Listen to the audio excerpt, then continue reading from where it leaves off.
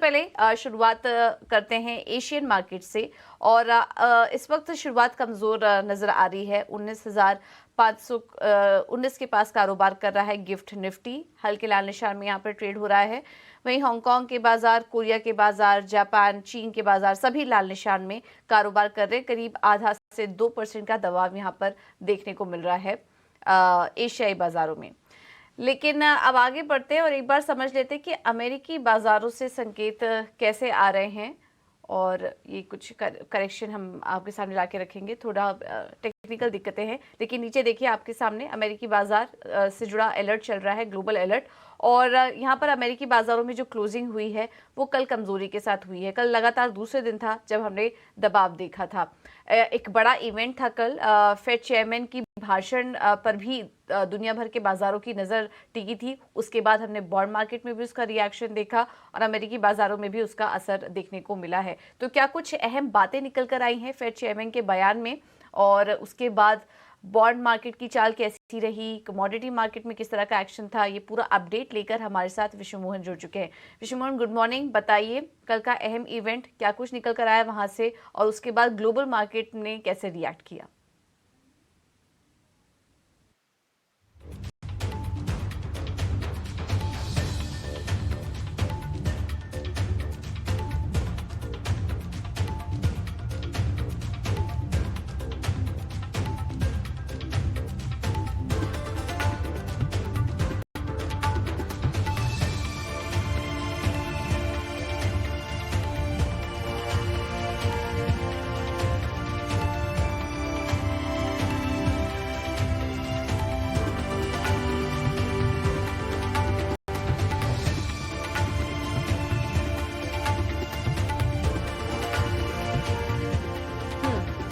Alright, तो विश्वमोहन से हमारा संपर्क नहीं हो पा रहा है, कुछ टेक्निकल दिक्कतें यहाँ पर आ रही हैं। लेकिन ग्लोबल मार्केट से संकेत की बात करें तो कल हमने देखा कि यहाँ पर कमजोरी ही देखने को मिली दुनिया भर के बाजारों में।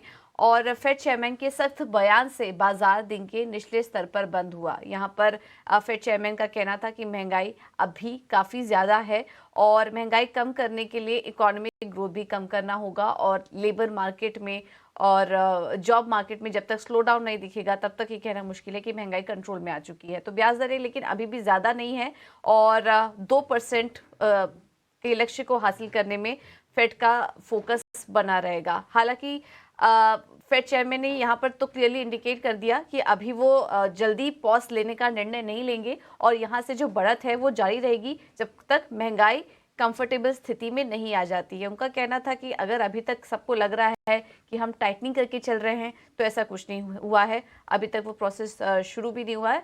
और आगे इकोनॉमिक स्थिति और महंगाई को स्थिति को देखते हुए वो आगे ब्याज दरों पर फैसला लेते रहेंगे। हालांकि नवंबर में ज़्यादातर जानकारों का यही मानना है कि ब्याज दरों में शायद बढ़त ना हो, लेकिन जल्द ही होल्ड लेगी फेड, इस तरीके का भी संकेत निकल कर नहीं आ रहा है। तो थोड़ा हॉकिश साइड पे था फेड चेयरमैन की तरफ से जो बयान आया। वो अपने टोस पर हैं कि महंगाई को कंट्रोल करने में उनका पूरा पूरा फोकस रहेगा और आगे जिस तरीके के डेटा आएंगे उसको देखते हुए वो निर्णय लेते रहेंगे। उसके बाद हमने देखा कि अमेरिकी बाजारों में दबाव था क्योंकि बॉन्ड मार्केट में तेजी आई। बॉन्ड यील्ड्स 5% के पास पहुंच चुके, जो कि पिछले 16 सालों में ये लेवल्स देखने को नहीं मिला। तो 5% के पास जब बॉन्ड यील्ड्स पहुंचे उसके बाद हमने देखा कि अमेरिकी बाजारों में भी दबाव था। हालांकि इस बीच कुछ नतीजे भी आ रहे थे जिसका कि असर हम अमेरिकी मार्केट्स पे देख रहे थे। लेकिन कल जो रिएक्शन देखा था फेड चेयरमैन के बयान के बाद, उसी का ज़्यादातर असर यहाँ पर नज़र आया। इसके अलावा कल कुछ नतीजे भी आए। कमज़ोर गाइडेंस के बाद सोलार एज जो कंपनी थी वहाँ पर 20% की गिरावट देखने को मिली। नाइट स्विफ्ट के अनुमान के से अच्छे नतीजे रहे, वहाँ पर 15% की तेज़ी देखने को मिली। तो थोड़ा बहुत असर यहाँ पर हमने नतीजों का भी देखा।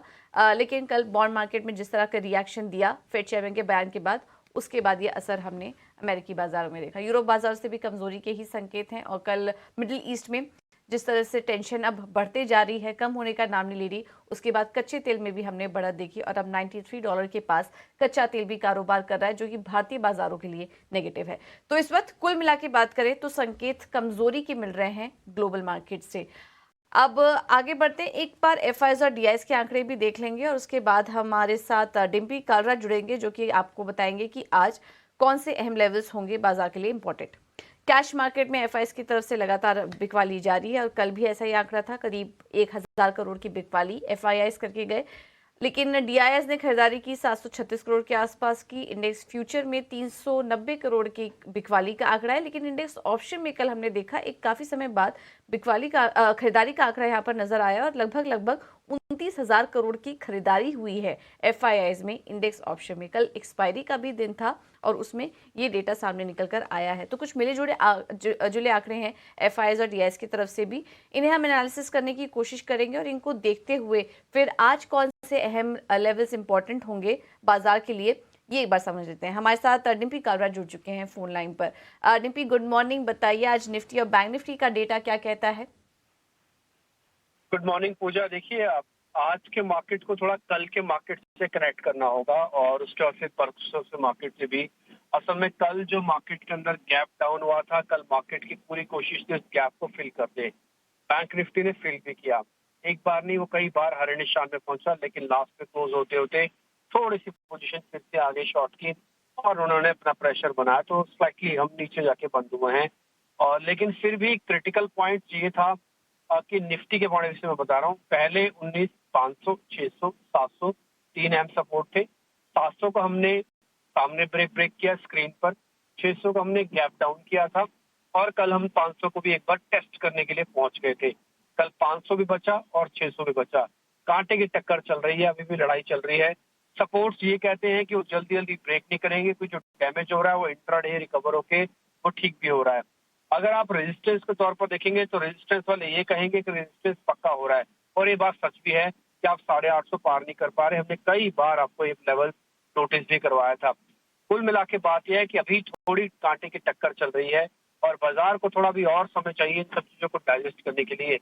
एक्चुअली में देखा जाए तो उसकी अपनी इंटरनल प्रॉब्लम्स नहीं है, उसके पास दो चीजों की एब्सेंटिज्म है। पहला, एक तो ग्लोबल मार्केट उसको मेजर सपोर्ट नहीं कर रहा, एक तो ये प्रॉब्लम है, और दूसरा एफआई का नंबर ड्रास्टिकली चेंज नहीं हो रहा। वो आधा % ऊपर नीचे अभी हो रहा है, वो ड्रास्टिकली चेंज नहीं हो रहा है। जैसे पिछली बार जब हमने सीरीज की शुरुआत की थी तो एक एक दिन में 6% की लॉन्ग पोजीशन बनती हुई दिख रही थी, ऐड हो रही थी, लेकिन अभी वो नहीं हो रहा। स्टिल अभी भी 29% के आसपास की लॉन्ग पोजीशन एफआई की चल रही है। अब आपको करना क्या चाहिए? आपको 19,500, 19,600 वाले एरिया को अपना सपोर्ट मानना चाहिए। कल हमने 600 के ऊपर क्लोज किया, 500 आज ऑफिस टेस्ट करने के लिए हो सकता है पहुंच जाए। जब तक ये ब्रेक नहीं होता अपनी पोजीशंस को लाइट रखते हुए लॉन्ग रह सकते हैं। जिनके पास शॉर्ट की पोजीशन है उनके लिए पहला टारगेट बुक करने का 600 होगा, दूसरा टारगेट 500 होगा। अगर उनको लग रहा है कि और नीचे जाएगा बाजार तो एक राउंड का प्रॉफिट बुकिंग 500 पे कर लेना चाहिए। फिर जो होगा तो आगे के आगे फिर स्टॉप लॉस लगाइएगा ट्रेल करके। तो लॉन्ग और शॉर्ट दोनों के लिए मौके हैं। शॉर्ट्स वालों को पोजीशन तब काटनी है जब ये निफ्टी 19,850 के ऊपर आ जाए, और लॉन्ग वालों को पोजीशन तब काटनी है जब 19,500 ब्रेक हो जाए। Same with the bank Nifty. Bank Nifty में 43,800 की हिस्से की क्लोजिंग हुई है। बैंक निफ्टी का ओपन इंटरेस्ट भी कल बड़ा है, माइनस हुआ है 10% के आसपास का। ये 2 दिन में 2810 के नंबर आए, बड़े नंबर हैं। अब बैंक निफ्टी वालों को कुछ नहीं करना, 43,500 को क्रिटिकली वॉच करना है। ब्रेक हो जाएगा, अपनी सारी लॉन्ग पोजीशन काट दीजिएगा। और किसी ने शॉर्ट कर रखा है तो जैसे मार्केट 44,000 के ऊपर आ जाए तो अपनी शॉर्ट पोजीशन को आप काट दीजिएगा। तो इस रेंज में फिलहाल भी बाजार करेगा। टिल्ट के बराबर का है, कुछ दिन पहले तक तो बाजार तेजी की तरफ टिल्ट था, लेकिन अभी नहीं है। ऑप्शन से बचे, स्टॉक स्पेसिफिक काम करें। ऑप्शन से बचें, स्टॉक स्पेसिफिक काम करें। अभी फिलहाल तेजी का बाजार तो नजर नहीं आ रहा है। बहुत बहुत शुक्रिया डिम्पी आपका ये जानकारी देने के लिए। तो मार्केट के लेवल्स तो हमने समझे, लेकिन ऐसे में ट्रेड कहां पर करें ये भी एक बार देख लेते हैं। हमारे साथ केआर चौकसी सिक्योरिटी से हेमंत कपाड़िया जुड़ चुके हैं फोन लाइन पर। Hemant, thank you so much इटीना उस प्रदेश को समय देने के लिए। बताइए आज ट्रेड कहां पर करें?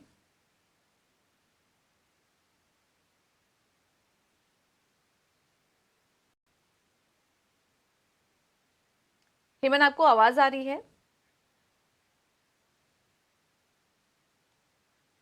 चलिए, उनसे संपर्क नहीं हो पा रहा है। आज कुछ टेक्निकल दिक्कतें आ रही हैं सुबह से ही। चलिए, हेमंत से संपर्क नहीं हो पा रहा है तो उनकी कॉल्स हम ले लेते हैं। स्ट्रैटेजी है उनकी इंडिया सीमेंट पर खरीदारी करने की सलाह है। स्टॉप लॉस 223 का सुझा रहे हैं और टारगेट होगा 232 का। और एशियन पेंट्स में भी उनकी खरीदारी करने की सलाह है। 3100 के आसपास आप खरीदारी कर सकते हैं। टारगेट होगा 3150 का। हेमंत से हमारा संपर्क वापस से जुड़ चुका है। हेमंत, आपके कॉल्स तो हमने ले लिए ऑन एयर, लेकिन आज निफ्टी और बैंक निफ्टी के लेवल्स हम समझ रहे थे, अभी डिम्पी हमें बता भी रहे थे। तो इन स्तरों को देखते हुए क्या कोई ट्रेड आप देख रहे हैं आज के लिए, या फिर अवॉइड करें?